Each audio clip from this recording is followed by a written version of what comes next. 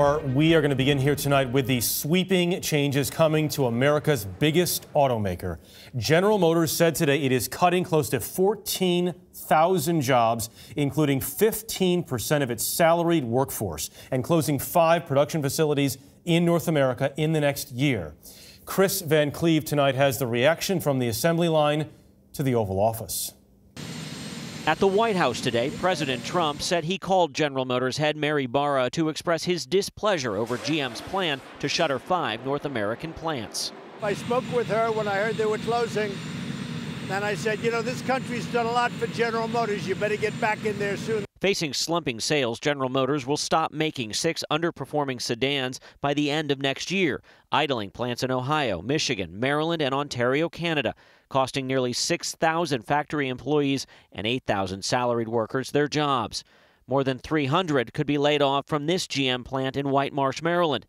Josiah Fowler got his job through his grandfather, who worked at the plant for 50 years. The bad thing is to get this news on the day after we come back for Thanksgiving.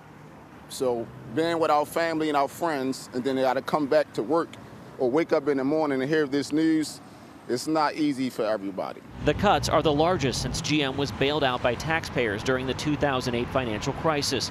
They come as steel tariffs imposed by the Trump administration have cost the automaker $1 billion. The marketplace is also changing. More and more people are buying these taller crossover SUVs, and so General Motors needs to make some drastic shifts to its product lineup to make sure that it's well prepared to sell the cars that people want to buy. The layoffs are a blow to President Trump, who promised this during a 2017 visit to Ohio.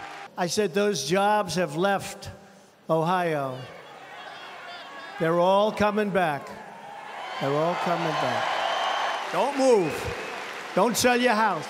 Democrat Tim Ryan represents an Ohio congressional district home to one of the closing plants. They got a bailout from the American taxpayer, then they screw Americans a few years later. They get a huge tax cut. Their profits are through the roof.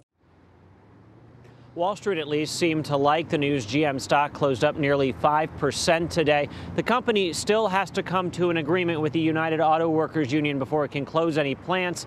The UAW is pledging to fight. Jeff? Kris Van Cleave outside a Maryland plant where 310 people are expected to lose their jobs in April. Kris, thank you.